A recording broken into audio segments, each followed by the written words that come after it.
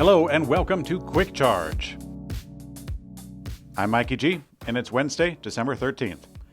Tesla announced that it will lose the entire $7,500 federal tax credit on the Model 3 rear-wheel drive and long range, the two least expensive versions of the popular electric car. Earlier this month, the automaker confirmed that they expect the Model 3 rear-wheel drive and long range to lose half of the credit based on the new requirements. However, the strict requirements starting next year seem that the two lower versions will lose the whole credit. And while this will hurt the Model 3 sales in the U.S. next year, it'll undoubtedly help Tesla sell the Model 3 vehicles in the next 2 weeks. This for their end-of-the-year delivery push, which usually has a fair amount of incentives coming from Tesla. Tesla has agreed to add more alerts to its Autopilot system to prevent driver misuse as part of a NHTSA so-called safety recall, this on about 2 million vehicles. Now, for 2 years now, the NHTSA has been investigating the safety of Tesla's Autopilot features, especially as it relates to accidents involving stationary first responding vehicles. This after 11 crashes with police and firefighter vehicles parked on the highways. There's not too many details about the update itself in the notice, but it sounds like Tesla is going to increase the number of alerts and warnings that drivers get when activating auto steer, which is the main feature of Autopilot. Now, on the plus side, this will end the NHTSA investigation. At least it'll end this particular investigation. The agency has been known to launch a myriad of probes and inquiries into Tesla, so we imagine something very well could come up again. Tesla has unveiled Optimus Generation 2, a new generation of its humanoid robot. Now, when it was first announced, it seemed to be a half-baked idea from Elon Musk, as they brought out a dancer dressed up as a robot as a visual aid. But the program seems to have come a fair way since then. This version of the robot now features all Tesla-designed actuators and sensors and appears much more refined in general. Now, with this new version, Tesla says that the robot is now able to walk 30% faster, and it claims that it has a 10-kilogram weight reduction while improving balance. Now, the robot is seen squatting and maintaining balance, and also gently passing an egg from one hand to another before setting it down. Now, the company said that it plans to soon start using the robot in its own manufacturing operations. The upcoming Porsche 718 Boxster EV was spotted testing with a heated session at the Nuremberg Ring racetrack. Although the 718 Boxster EV isn't due out for another 2 years, Porsche is putting the electric roadster through the paces. Although still wearing camo, we can still see it's the electric sports car that will carry its predecessor's impressive looks and performance. Now, at one point, you can see the Boxster EV's 2 front tires lift off the ground at the racetrack. Now, this new model is expected to be revealed entirely next year. Porsche put up a graphic showing a timeline of the EV releases during the Macan EV launch, confirming that the 718 will be next, followed by the Electrek Cayenne, which is likely due out in 2026. The Nissan Ariya has earned the Insurance Institute for Highway Safety's 2023 Top Safety Pick Plus designation. Nissan's electric SUV earned the agency's highest rating with a strong crash test performance, headlight evaluation, and advanced safety technology.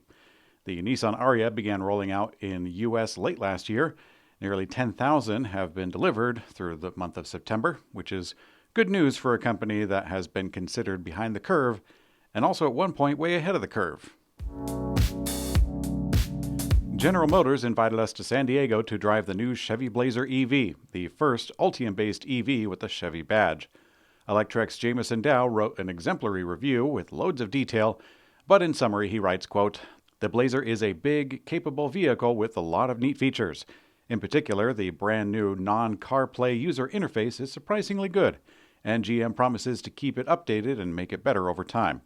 The ride quality is good, the handling is reasonable for such a large vehicle, if a little muted, even in the rear-wheel drive RS trim, but it's an SUV after all, and it's better to err on the side of safety.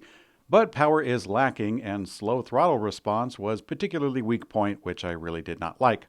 Regenerative braking would be great, if not for the slow throttle response. A particularly strong point of the Blazer is the large amount of options and customization available." Now, he went on to say, quote, "When looking at the rest of the market and looking at the price, that's when questions start to appear." A new complaint with the FTC alleges that Toyota is engaging in false and misleading marketing of its vehicles, leading to consumer confusion over how electrified they really are. A group called Public Citizen has formally aired its grievances about Toyota's tactics with the FTC, the Federal Trade Commission. The complaint lays out the argument that Toyota is far behind on EVs and that this threatens its market dominance and consumer loyalty, and that Toyota's response has been to intentionally confuse customers about EVs and hybrids. The largest number of complaints involve the word electrified, which has been used by several companies as a weasel word. Now, it's often used to describe any vehicle that has an electric motor in it, but it creates confusion in even the most staunch of enthusiasts. Public Citizen alleges that Toyota's claims are material and deceptive to reasonable consumers. Some of the more damning complaints are thus: images of a hybrid being shocked by a jolt of electricity, despite that conventional hybrids get all their energy from gasoline. Images of a gas-powered hybrid driving next to solar panels, which can't charge it, next to the words carbon neutral, which it is not. Using the word range to describe how far a hybrid can go on a tank of gas instead of miles per gallon, like virtually every other gas car does. And also the words to each their own electric, which includes several vehicles that run exclusively on gasoline. And who could forget Toyota's use of the phrase self-charging hybrid? That lie actually got Toyota's ads banned in Norway. In today's community comment found on YouTube, Opinionated OG184 says, Toyota, are you really going to do this stupid stuff to electric cars, fake transmission and noises? Who are you guys talking to? Who are you guys surrounding yourself with? Who's asking for these things in electric cars? What's going on with you guys? Well, Mr. OG, yes, Toyota is indeed going to do this. I think they will. Every time I want to cheer for Toyota, the biggest car company, to come around, I get disappointed with another announcement or direction for this company, and it just doesn't make any sense to me. I think they very well could put these fake noises inside their electric vehicles to even further confuse people as to what an electric car could be, or is, or should be, or whatever.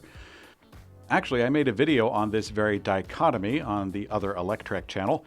I've left a link in the description below. I'm actually quite fond of that video in terms of production, content, editing, and scale. Since Quick Charge is a daily show, I really can't spend as much time on it as I wish I could, but such is life. Thanks for watching Quick Charge. I'm Mikey G, and I hope you have a great day.